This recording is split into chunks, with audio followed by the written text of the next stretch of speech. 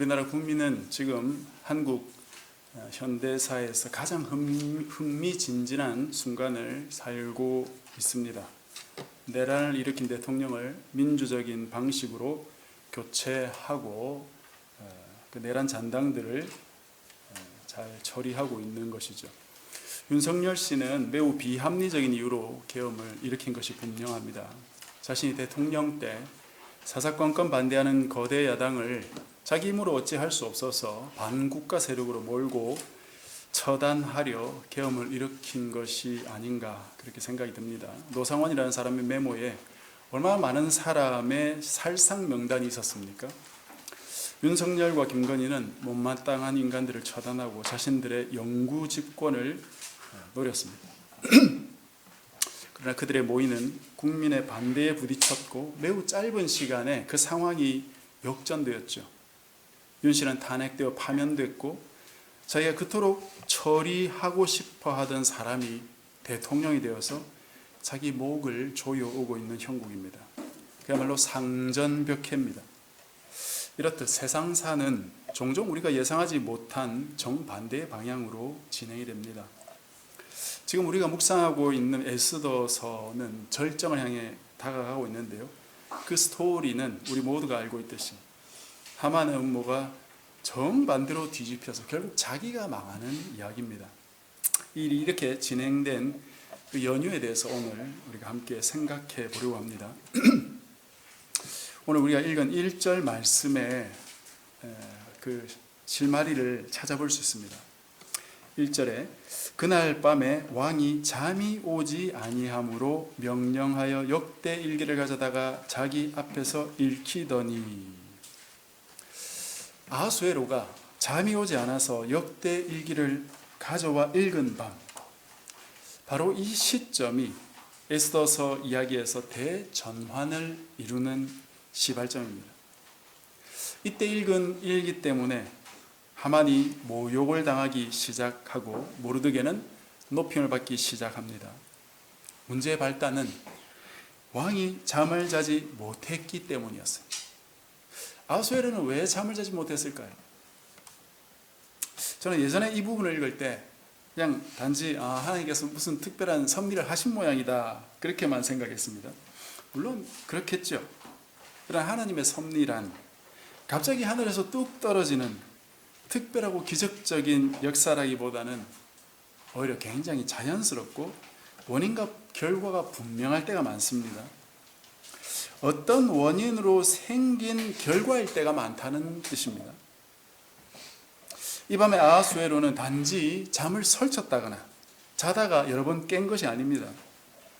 4절 이후의 내용을 보면은 새벽에 하만이 모르드게를 죽이게 해달라는 요청을 하려고 왕께 나아올 때까지 아하수에로는 잠을 자지 못했어요. 즉 밤을 지새운 겁니다. 그렇다면 무언가 분명한 이유가 있었겠죠. 하루 밤을 자지 못하고 온종일 셀 수밖에 없었던 그 이유, 그게 무엇이었을까? 그게 우리가 지난 시간에 살펴본 내용, 즉 이날 낮에 있었던 일 때문일 겁니다. 무슨 일이 있었나요? 갑작스레 에스더가 나타나서는 왕과 하만을 자신의 잔치에 초대한 일이었죠. 그때 에스더는 3일을 금식해서 아주 초췌한 모습으로 나타났고 그 모습을 보자 왕은 놀랐을 것이고 혹시 무슨 일이 있는지 원하는 게 무엇인지 계속 물어보지 않습니까? 그러나 저녁 잔치에서 에스더는 덜덜 떨면서 말도 잘 잊지 못하면서 자기 소원을 말하지 못했고 다음날 한 번 더 잔치에 오시면 그때 말씀드리겠다 그렇게 할 수밖에 없지 않았습니까? 바로 그날 저녁에 이 역대 일기를 읽고 잠을 못 잤던 것이에요. 아하수에로는 왜 역대 일기를 읽으라고 했을까요? 에스더가 저녁에 잔치에 오라고 한 이유가 무엇일까? 왜 에스더는 저렇게 초췌한 모습으로 나왔을까? 그리고 왜 그 잔치에 총리와 단 둘이만 오라고 했을까? 혹시 왕후가 하만에게 어떤 관심이 있나? 아니면 혹시 하만이 왕후한테 무슨 관심이 있는 걸까? 그리고 혹시 이게 사실이라면 혹시 이 잔치 안에도 무슨 음모가 있는 게 아닐까? 예전에 나를 죽이려고 했던 그 모의를 또 누군가 꾸미고 있는 게 아닐까? 에스더서에 나오는 아하수에로의 두려움은 크게 두 가지로 볼 수 있습니다. 첫 번째는 와스디를 잃었듯이 다시 나의 왕후를 혹시 잃게 되진 않을까 하는 그게 첫 번째고, 두 번째는 빅단 그리고 데레스. 이 빅단은 빅다나라고도 나오는데 같은 사람입니다. 그 빅단과 데레스가 자기를 죽이려 했던 바로 자신의 목숨에 대한 두려움이죠. 하만을 총리로 세운 것이 바로 그 두려움 때문이 아니었습니까? 통치 초기 자신의 주변에 많은 고위 지도자들을 두고 정사를 의논하면서 민주적으로 통치하려고 했던 아하수에로를 모의 살해하려고 한 그 빅단과 데레스 때문에 왕은 두려움에 빠졌고, 더 이상 그런 정치 체제로는 운영할 자신이 없어서 다른 모든 창구를 막아버리고 하만 한 사람을 유일한 창구로 만들었던 것이 아닙니까? 자신과 왕후의 목숨을 지키고 두려움에서 벗어나고 싶어서. 그런데 그 하만과 관련한 찜찜한 생각들이 바로 그 밤에 꼬리에 꼬리를 물고 늘어지고 있는 것이에요. 과연 이 하만을 계속 믿고 쓸 수 있을까? 혹시 다른 사람을 세워야 되나? 이와 같은 골치 아픈 고민이 그의 머릿속을 괴롭히고 있으니까 어떻게 잠이 들 수 있겠어요? 이런 고민을 나눌 주변 공직자들을 다 물리친지라 그는 역대 기록을 살펴볼 수밖에 없었을 겁니다. 도대체 이 난국을 어떻게 헤쳐나가야 될까? 그 일기 속에서 아마 한 줄기 빛을 그는 찾아 헤맸을지도 모릅니다. 그때 왕은 자신을 죽이려 했던 그 빅단과 데레스의 음모를 읽게 됩니다. 아무래도 그 일이 왕에게는 큰 충격이었을 겁니다. 그런데 그때 한 가지 의심스러운 일을 발견해요. 자신을 죽이려는 음모를 고발했던 모르드게에게 아무런 상도 내리지 않았다는 것입니다. 아마 당시 왕은 목숨에 대한 두려움과 여러 복잡한 마음 때문에 그 일까지 신경 쓰지 못했을 수 있었겠죠. 그렇다면 적어도 그 아래 사람들은 왕에게 청원을 해서 모르드게를 챙겼어야 되겠죠. 왕의 목숨을 구해준 사람에게 아무 상도 내리지 않았다는, 그거는 말이 되지 않는 일이죠. 그 상을 챙겨야 했던 사람이 바로 하만이었어요. 왜? 그 일 때문에 발탁된 사람이 하만 자신이거든요. 그 일로부터 몇 년이 지날 때까지 아무런 상을 내리지 않았다라는 것은 아하수에로의 입장에서는 도무지 이해하기 어려운 일이었을 겁니다.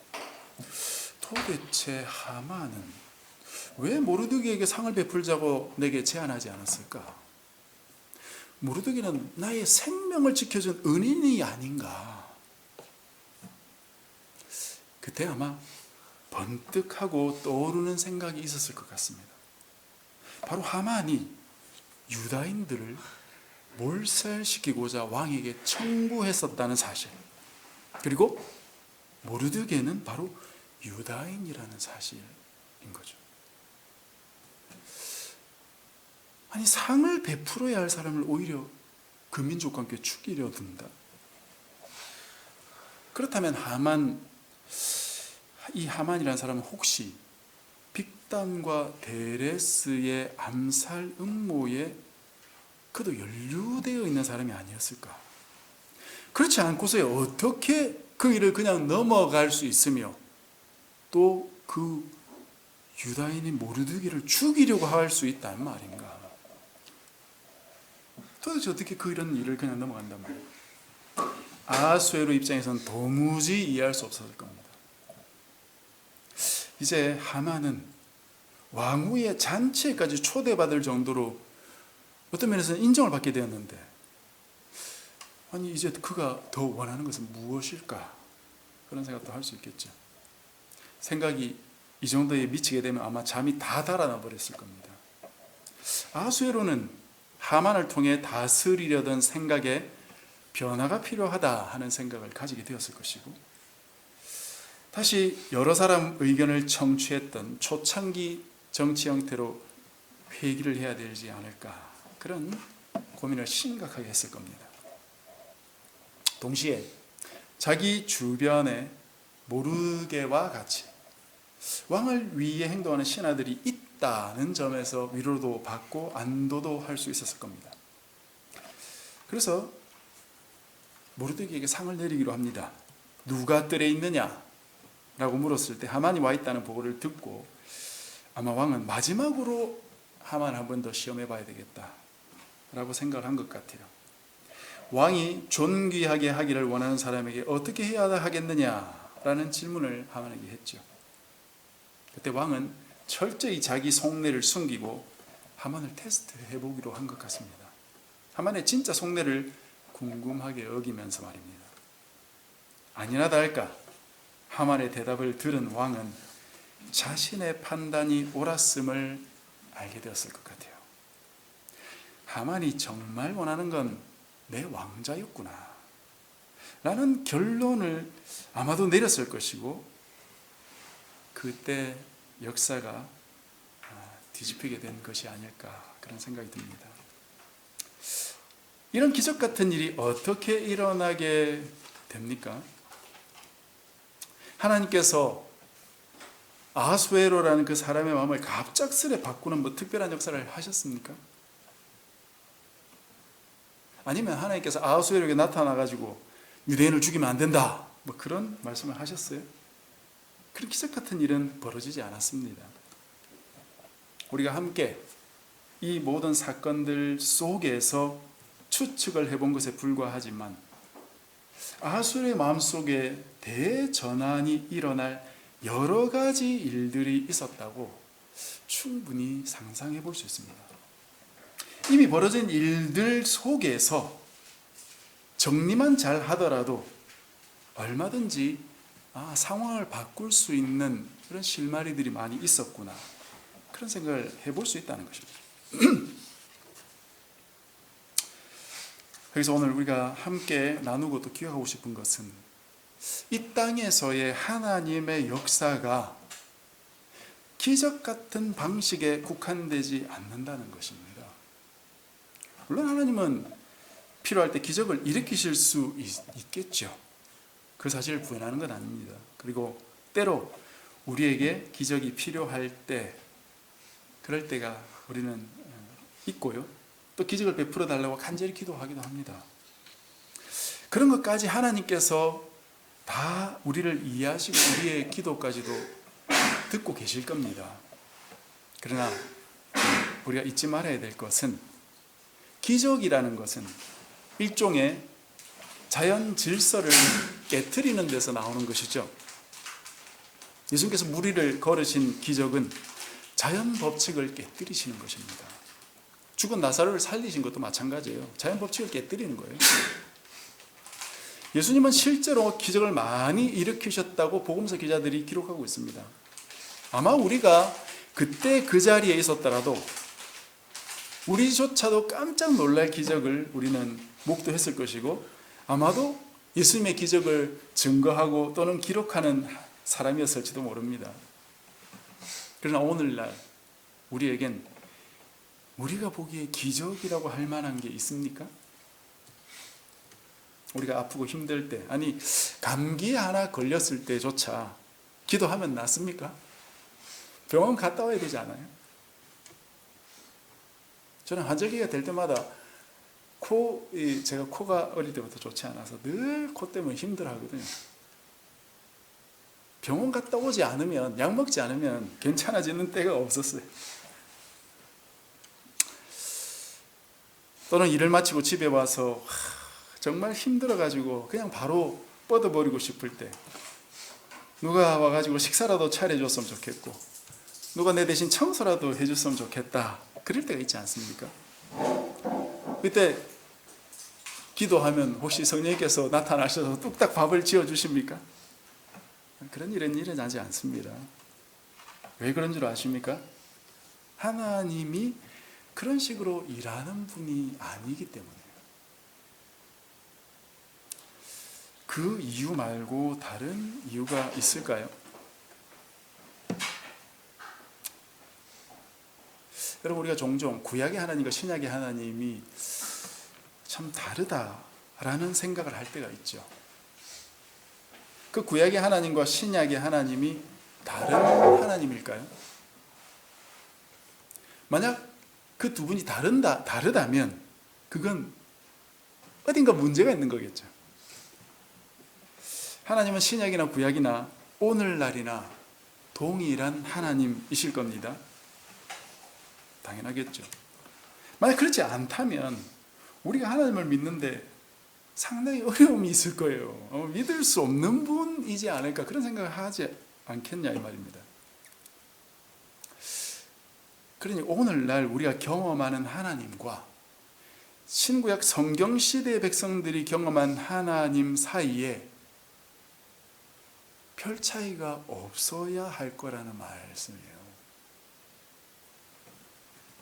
성경 속 하나님은 엄청난 기적과 역사를 베푸시는 분이지만 우리 현실 속 하나님은 어디 계신지조차 모를 정도로 존재감이 없는 하나님이라면 아마도 둘 중에 하나가 아닐까.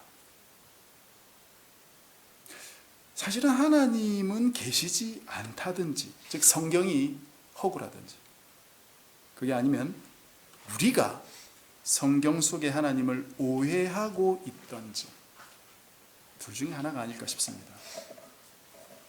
내가 신앙생활을 똑바로 하지 않아서라고 생각할 필요는 없을 것 같아요. 여러분, 성경 속에 하나님 백성들 보세요. 우리가 별 차이 있던가요?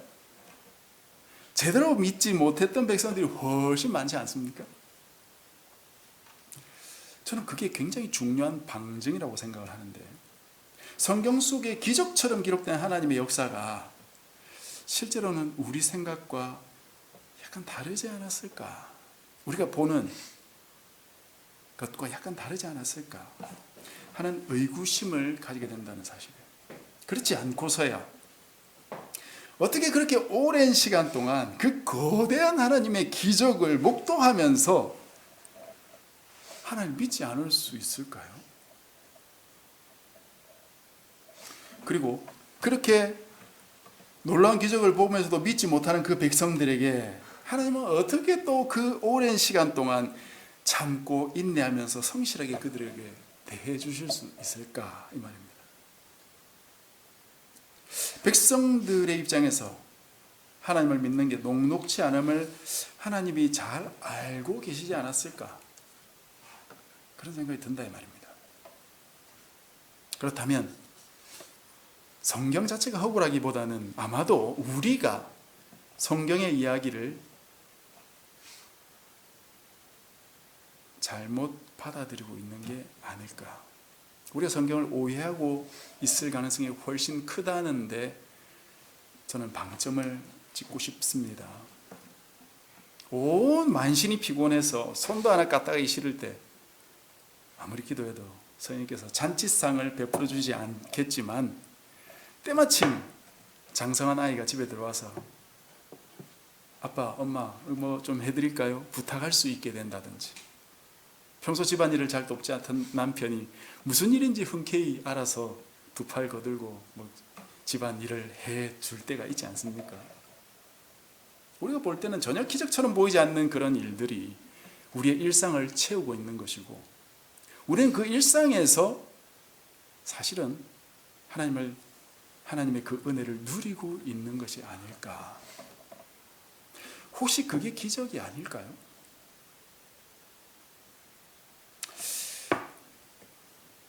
내가 원하는 기적을 우리가 기대했던 마음을 조금 접는 것이 좋지 않을까 싶습니다. 그냥 하나님이 베푸신 기적을 찾아보려는 노력이 더 중요하지 않을까 싶어요. 그리고 하나님이 내게 주신 그 일상 속에 한 걸음 한 걸음 뚜벅뚜벅 걸어가는 것이 필요하지 않겠나 싶습니다. 그것이 하나님 백성의 삶일 거라는 생각이 듭니다. 그것이 기적의 삶일 거라는 생각이 든다 이 말입니다. 여러분, 이번 한 주간 이 주제를 여러분이 한번 생각해 보십시오. 그래서 정말 하나님의 역사라는 것이, 하나님의 기적이라는 것이 어떤 방식으로 이루어지는지 한 주 동안 내 삶 속에서 한번 곰곰이 생각해 보시고 경험해 보시고, 또 다음 주에 우리가 북쉐어링 할 때 또 나눌 수 있는 기회가 있으면 좋겠습니다. 그래서 한 주간 하나님이 베푸신 그 은혜 속에 살면서 그것을 또 우리가 함께 나누어 보는 그런 시간이 되었으면 좋겠습니다. 그래서 이번 한 주간도 어쩌면 엄청난 기적이 벌어지지 않겠지만 그 속에 하나님의 방식으로 하나님이 베푸신 그 기적 속에서 살아가는 우리 모두가 되었으면 좋겠습니다. 그래서 그 은혜를 감사하며 사는 우리 모두가 되시기를 주님의 이름으로 간절히 축복합니다. 주신 말씀을 생각하면서 한번 기도하십시다. 하나님의 그 자연스러운 역사, 하나님 그 속에서 주님의 손길을 발견할 수 있기를 원합니다. 그 전에 주님의 손길을 목도할 수 있기를 원합니다. 이번 한 주간 주님 함께 해주시고 그 은혜를 볼 수 있는 제가 될 수 있게 해달라고 우리 한번 기도하며 나가십시다. 기도하겠습니다.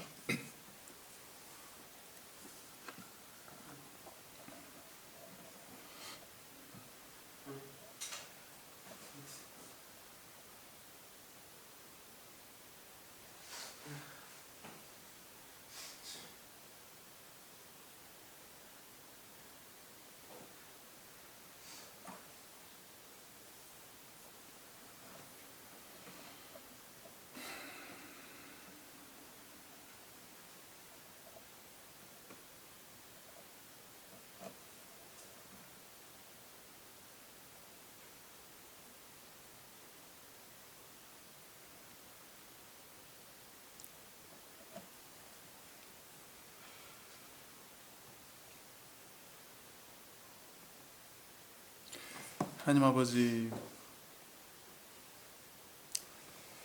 우리가 지금 살아가는 세상은 우리가 느끼기에는 어제나 오늘이나 별 다를 거 없는 세상이지만 사실은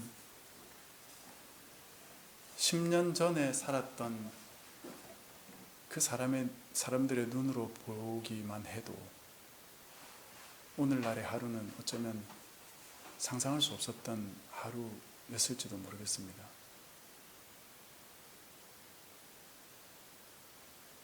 (20년) (30년) 전만 해도 핸드폰을 이렇게 빠른 속도로 우리가 웹서핑을 하면서 필요한 모든 것을 찾아낼 수 있을 것이다, 그렇게까지 또 생각하지 못했고 그런 것이 구현되지도 않았던 시간들이었습니다. 하물며 2000년, 3000년 전에 이 사람들에 비하면 어쩌면 우리는 진짜 기적 속에서 살아가는지도 모르겠습니다. 너무나 익숙해서 하나님의 기적이 도대체 보이지도 않고 하나님이 도대체 계시는지도 잘 모르겠을 정도로 그렇게 하루를 살아가는 게 아닌가 싶기도 합니다. 어쩌면 성경 속 인물들이 필요로 하고 구했던 그 모든 것들은 우리는 이미 과학의 힘으로 다 누리고 있기도 합니다. 하지만 어쩌면 그렇기 때문에 우리의 눈은 더 감겨버렸는지도 모르겠습니다. 하나님의 역사를 찾는 눈, 하나님의 기적을 볼 수 있는 눈, 하나님이 지금 나와 함께 계신다고 깨달을 수 있는 눈, 그는 우리는 다 잊어버린지도 모르겠습니다. 하나님, 바라기는 이번 한 주간, 아니 오늘부터 주님을 있는 그대로 바라볼 수 있는 그 눈을 우리가 회복하기를 원합니다. 나의 잔잔한 일상 속에 함께 계신 그 주님을 볼 수 있기를 원합니다. 그 속에서 나지막히 나를 불러주시는 그 주님의 음성을 들을 수 있기를 원합니다. 이번 한 주간도 그런 복된 한 주간 살아갈 수 있도록 주의 은혜를 베풀어 주시고, 또 우리도 우리의 일상 속에 주님께 영광 돌려드리는 한 주간이 되게 해 주시옵소서.